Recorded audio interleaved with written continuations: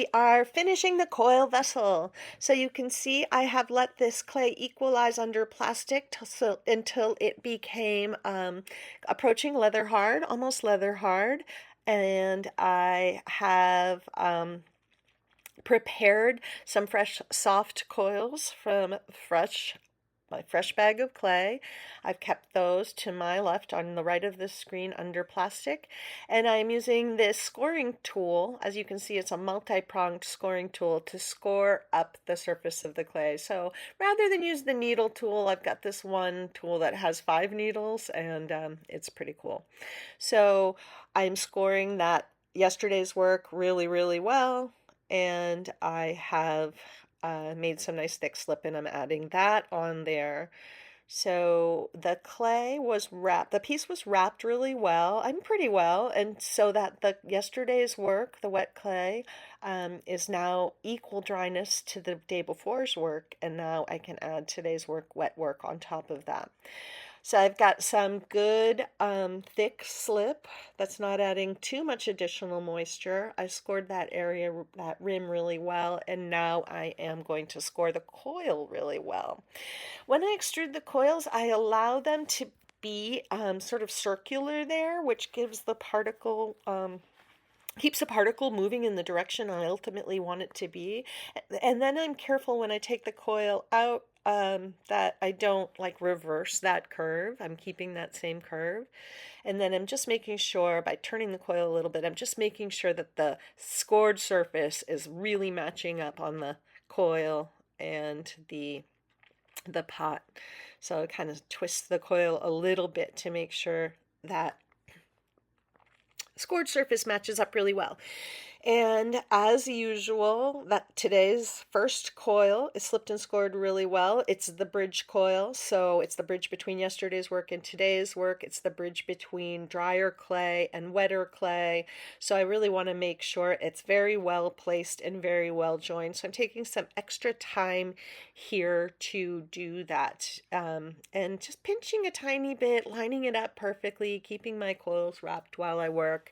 And then I've grabbed the wooden knife again, the flat sloped end of the wooden knife, and I am using that while supporting the inside. I am joining down. I'm still joining down here, joining that fresh clay onto the drier clay and smoothing that surface out, supporting the inside as I'm doing it and trying to keep the piece from moving around too much. So I've done the inside, I've done the outside, I've pinched it all through. It's looking pretty good. So I'm going to go ahead and add the second coil of the day.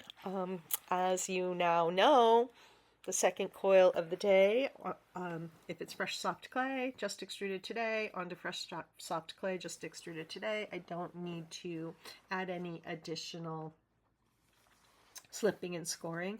But what I did here, as you can see, is I sort of, when I was pinching through, I kind of turned that edge of that coil, turn that edge in a little bit, because I am now going to start to rather aggressively narrow this pot.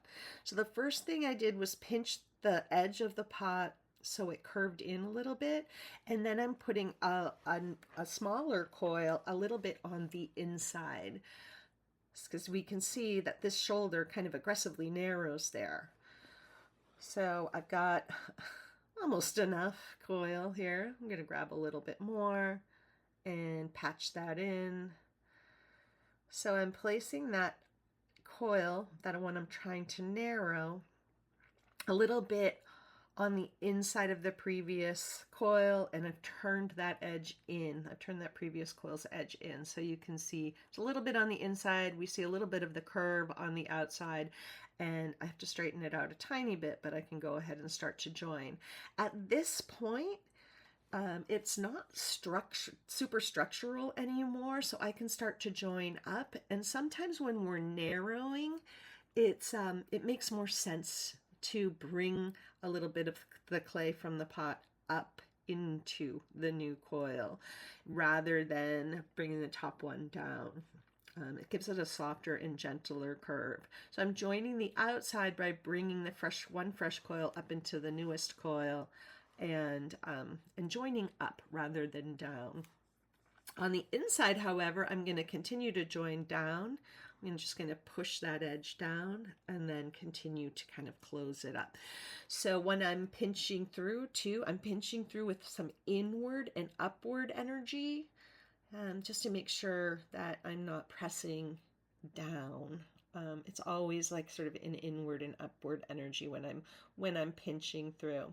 So the inside, I'm just taking my thumb and pushing that clay down on the inside and gently turning that edge towards the center so I can repeat this process with the next coil.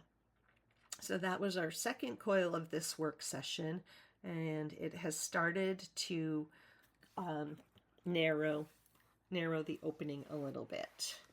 Joining it really well. Somehow I'm able to use my left hand for this technique, and then turning that edge inward. You can see it's starting to close up a little bit, which is exactly what I want. I'll go back to my profile, add another couple of coils, and then I'm really closing it up here. So as you can see, I turn that edge inward and I'm putting this subsequent coil right on the inside of that previous one. And now I'm supporting the inside, kind of pushing up a little bit with that inside hand while pushing down to join those coils. So I'm not putting any downward energy on that shoulder there, that ledge. Joining it really well, both inside and outside. So this is a little time lapse, a little bit sped up, joining the outside and the inside really well. And then I can use my rigid metal or rubber rib to smooth that surface, further compress it, pinch it through, refine the shape. Checking my template in the round now and then continuing to build in this fashion. Every once in a while, I might score up that edge if I feel like my clay's getting a little dry, if I've been working a long time. It's never the wrong thing to score. It's always going to make the adhesion between the coils a little bit stronger.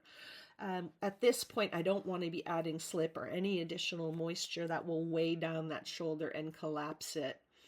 So ran out of coils, so rather than extruding, I will roll some out just to get those the coils I need to finish this pot, get some fresh clay, wedge it up, roll some coils, get all of that done to continue building. None of this really at this point is structural, so I don't need to rely so much on the compression of extruded coils. And, you know, humans have been building coil building for thousands of years before the extruder, so extruder's not absolutely necessary. And then sometimes I'll score up a little bit before I add the next coil, but I'm pinching through, refining the shape, thinning it, compressing it, making sure it's super strong as I continue to narrow the neck of this vessel. And I've sped this up quite a bit, so as you can tell, this takes a little while. And always supporting that shoulder when I am smoothing it. So there's no downward energy going into the pot. And it seems really strong, if not a tiny bit top heavy. So I've taken a little bit of a break and I'm on my next work session. So I'm going to score and slip really well. I've got a thick slip. It's not super runny, so I'm not worried about adding too much moisture. And then I'm going to go ahead and finish this guy up. Fresh clay from today. I'm going to score it a little bit, maybe not add additional slip, and then turn that edge so that the scored edge really matches up with the scored edge and place that right inside there. I'm still on the banding wheel, which is good, but it's elevating the pot a little bit and it's making it a little bit jiggly at this point. Joining really well, supporting the inside and joining one coil down to the other. all the way around. Sometimes I'll use the wooden knife when there's slip involved because I find my fingers just slipping around too much. So I'll default to that tool, whatever works to get this really well joined.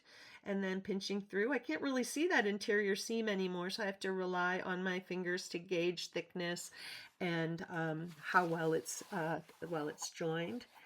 And then I can go ahead and add the neck of the vessel. Looks like I took a little break in my work session this time too, so if I take a little break, I'm always going to score. It's never the wrong thing to do. So I will score up a little bit here, put a little slip on there. The piece has firmed up a little bit. Just gauging and making sure it can handle the weight I'm going to add onto it. And then I'm changing direction. So I'm changing direction by adding a coil on top of that opening. I guess I'm going to score it right up there on the shoulder and place it right on top of the opening. So this is the neck of the vessel. It's a very sharp change of direction. So I want to make sure that happens really well with some good slipping and scoring, good joining, good measuring, good compression, good support. And then I'm going to continue until adding coils until I have completed the vessel. So you can see right on top of that edge. So there's kind of like a double edge there. And then the inside I will bring up to, I'll join up on the inside and down on the outside.